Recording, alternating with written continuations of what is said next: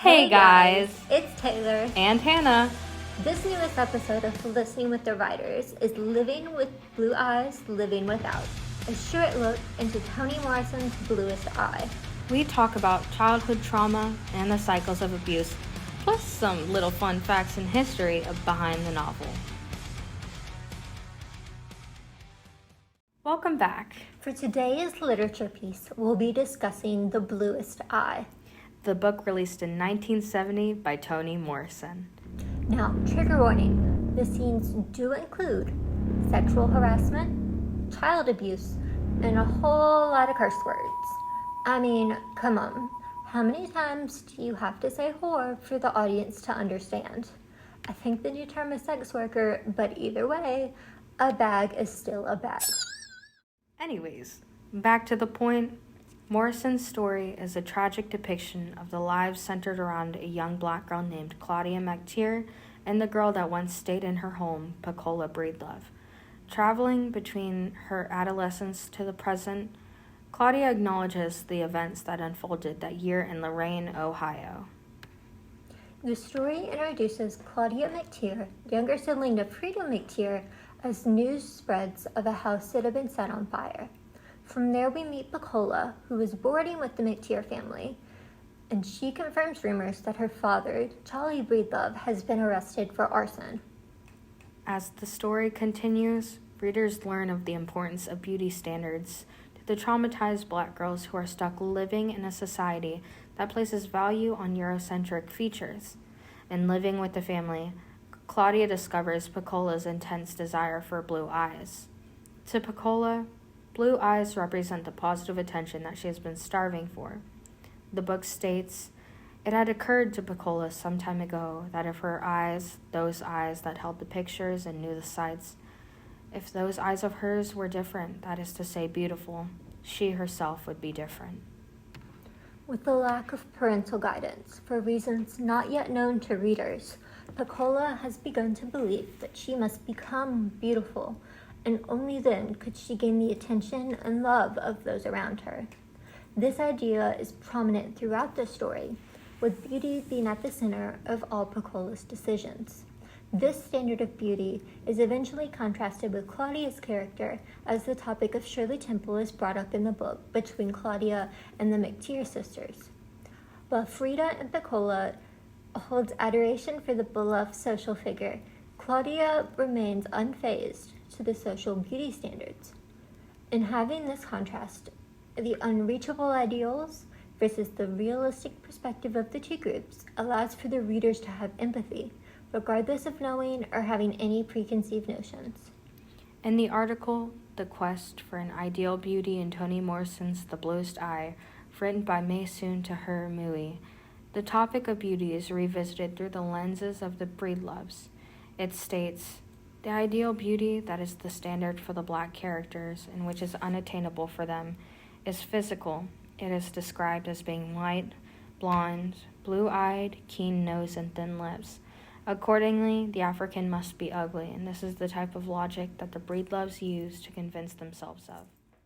Pulling away from that narrative for a second, it's sad to imagine that someone as young as Pecola, who's not even officially a teenager yet, feels the way that she does. Especially because I feel that her feelings are enabled by those of her family, as well as her own peers. But I can also sympathize that the circumstances she lives in are different than what the present day has to offer, even if I still disagree with the cruelty that's taking place. In this day and age, there are so many different outlets to turn to seek support and to ask for help. So once again, I just feel awful for her. What's that on the screen? It kind of looks like a... And that brings us to our unpaid sponsorship. Blue-Eyed Baby. For the small price of all you're worth, you too can have it all with our Blue-Eyed doll. Blue-Eyed Baby is not responsible for the emotional damage and self-image problems that may come with purchase. Blue-Eyed Baby does not hold itself accountable for any lawsuits regarding insanity and... Okay, that's enough of that. As the book continues on, the readers learn of the heavy background that plagues Pecola's parents, Pauline and Charlie Breedlove. Although the readers have a gauge on the type of people the two are, The book gives further insight into the struggles and hardships that the couple has gone through in their respective lives. Similar to her daughter's mindset, Pauline Breedlove finds herself in a world of delusion.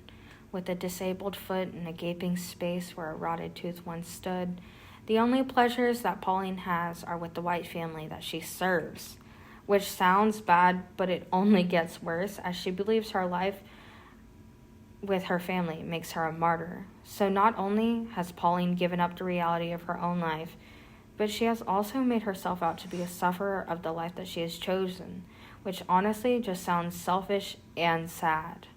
Yeah, it's super sad, but just when you thought it couldn't possibly get any worse, you hear about Charlie's life story. Which, yeah, his life doesn't justify his actions in any way, but it does show the ideals that Pecola has had to grow up with. Back to Charlie, though, he was raised by his Aunt Jimmy after having been dumped in a junk heap by his mom and abandoned by his dad at conception. See? And that's already a bad start. But it continues when at 13, Charlie arrives back home to see Aunt Jimmy has passed. And in saying goodbye, get this, a fly places itself into her mouth. The untimely death then marks Charlie's first sexual encounter with a girl named Arlene, which honestly sounds kind of weird, the first sexual encounter right after the death. But it's interrupted by two white men who begin to degrade Charlie during the actual moment. The big thing to grab from this moment is that instead of feeling humiliation or rage towards the men, Charlie's anger is directed towards Darlene, which is definitely an indicator of the person he would grow up to be, especially in the Breedlove's family dynamic. And having intercourse with Darlene, Charlie realizes that she might be pregnant and decides to run away to seek out his absent father and do what was done to him. In meeting his father, Samson Fuller, Charlie is cursed and sent away after having been confused with a debt collector. To that, Charlie then defecates himself, and while he's washing out his undergarments in a nearby river, he finally acknowledges the grief that Aunt Jimmy's death has placed on him. I guess you could say shit really hit the fan. In hearing that, this story is a prime example of the results of growing up in a rough environment, as well as how that affects a person as they reach adulthood. The same can be said for Geraldine and her parenting style, as well as how that went on to affect Junior, just as how Pecola went on from the Breedloves. The cycle of torment is undeniable and inescapable fate that has plagued these people within this oppressed community who are stuck in this chain of poverty. Children are incredibly vulnerable and sensitive as they grow up. They are information sponges that will absorb everything around them, whether good or bad. Children rely on their parents and other family members and even their social peers for any kind of social cues and behavior. Every child is innocent because while they may behave badly, they're only mirroring the behavior of those around them, especially their parents. In the article, Not So Fast, Dick and Jane, Reimagining Childhood and Nation in the Bluest Eye, author Deborah Weirland looks at the idea of childhood innocence in this book. Weirland's article analyzes Morrison's portrayal of childhood as a product of each child's environment. The inclusion of the Dick and Jane reading primers shows the idealized standard of family life. 2 involved parents, 2.5 kids, 1 boy and 1 girl, and a house with a white picket fence. This idea of a perfect nuclear family was patriotic, but it could only apply to families with enough money to move out into the suburbs.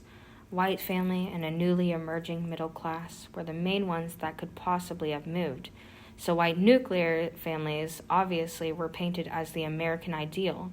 Some black families did move, but the majority were at a distinct disadvantage monetarily, so they stayed in the crowded areas.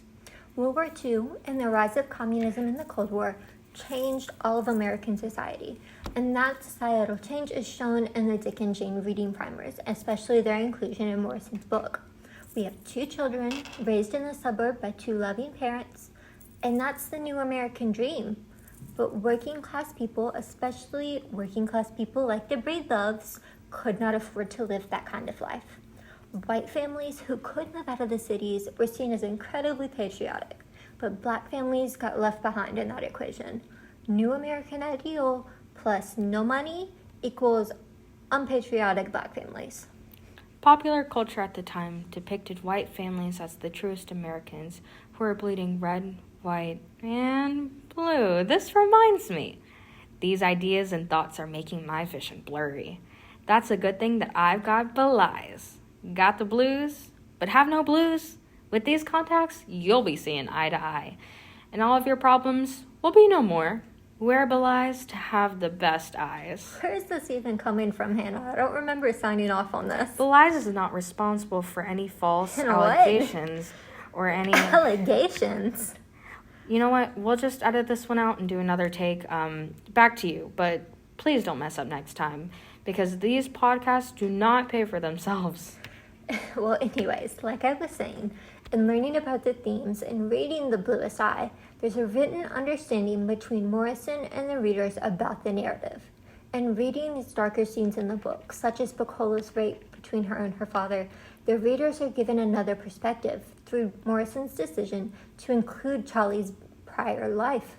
There is just one of the many scenes in the book that forces readers to humanize the people who have caused chaos and destruction that'll eventually lead to Piccola's downfall. Such as Junior. In the article, Introspection and Self-Transformation, Empathy in Toni Morrison's The Bluest Eye by Samantha Alongi, the author is pointing out the method of empathy that Morrison uses in the book. It states, Morrison's depiction of Charlie's past allows readers to imagine that if Charlie had grown up differently, this tragedy may have never occurred.